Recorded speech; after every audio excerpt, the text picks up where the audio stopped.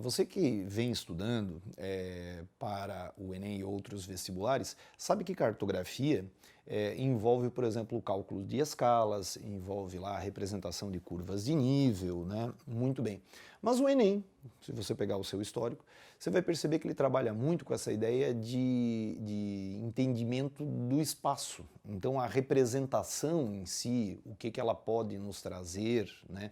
Que os mapas vendem ideologias, que os mapas vendem ideias, né? Essa é a parte central que o Enem tem trabalhado. Inclusive, no final, eu lhe mostro uma questão para você ter a noção clara disso. Então, vocês vejam, a ideia de construção de mapas é uma coisa muito antiga, mas ganhou destaque com as grandes navegações. Então, eu vou jogar uma coisa aqui na tela e veja o seguinte. Essa ideia da passagem da Terra esférica, né, que a Terra é um geóide, ela tem forma esférica, mas não é uma esfera perfeita. Para o mapa que é plano, né, essa é uma coisa importante de nós acompanharmos agora, inclusive nestes dias, que alguns defendem até que a Terra seja plana, né, o que reside num grande absurdo. Mas veja, esse mapa que está sendo montado aqui para vocês é um mapa que utiliza uma projeção, que é a chamada projeção cilíndrica, que é a projeção mais utilizada no mundo, inclusive é a base cartográfica brasileira, né? E o que acontece? Nesse mapa, os paralelos e meridianos, eles aparecem em ângulos retos. E nesse ano nós temos inclusive um aniversário interessante de uma projeção, que é o aniversário da projeção de Mercator, divulgada em 1569. Essa projeção foi fundamental para a época das grandes navegações. Claro que a projeção do Mercator na época não era tão bonita quanto essa que você tem aqui, mas esse mapa ele foi usado nas grandes navegações, foi divulgado pelo mundo inteiro e com certeza é o mapa que você mais viu na vida. Mas ele não é perfeito, nenhum mapa ele é perfeito, porque não existe como planificar com qualidade, né, a forma esférica. Então todo mapa apresenta deformações. Nesse mapa aqui, o que acontece? Quanto mais eu me afasto do Equador, maiores as deformações. Porque veja, os meridianos eles convergem nos polos e nesse mapa você pode pensar assim, os meridianos eles abrem. Então quanto mais eu me afasto do Equador, existem deformações muito significativas. Quando você observa esse mapa, o contorno das terras ele é privilegiado. Mas a área, quanto mais eu me afasto do Equador, ela sofre distorções. Portanto, o que acontece? Esse é um mapa conforme. Pense nisso, conforme, forma, certo? Ele valorizou o contorno das terras. Então, como esse mapa está de aniversário, ele é um mapa famoso, o Brasil tem suas terras predominantemente perto do Equador.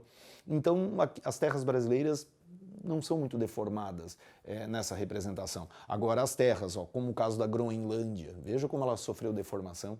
A Groenlândia ela é mais ou menos do tamanho do nordeste do Brasil. E veja, aqui ela parece tão grande quanto a América do Sul.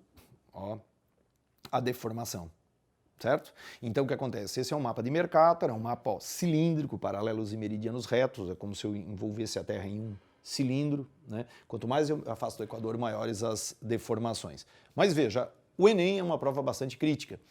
Nos anos 70, nós começamos a usar bastante a projeção de Peters. Essa projeção, na verdade, tinha sido feita já há muito tempo por um cartógrafo chamado Gall, mas ela não ganhou destaque na época, até podemos pensar assim, porque a de Mercator já ocupava o posto. Mas o Arno Peters, que era um historiador alemão, ele vai utilizar essa projeção aqui, que também tem paralelos e meridianos retos, portanto ela é cilíndrica, só que ela é uma projeção equivalente. Ela tenta mostrar o tamanho, né, a equivalência de tamanho.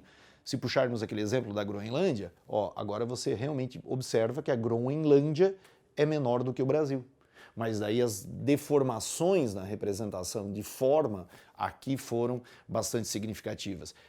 Esse mapa, por que o Peters escolheu, né, na época aí do contexto da Guerra Fria? Porque ele queria dar destaque aos países subdesenvolvidos. Ele queria valorizar os países pobres, que têm grandes terras, têm muitas riquezas, mas tiveram grande parte dessas riquezas, né, levadas pelos europeus, né, e não têm condições de aproveitá-las bem.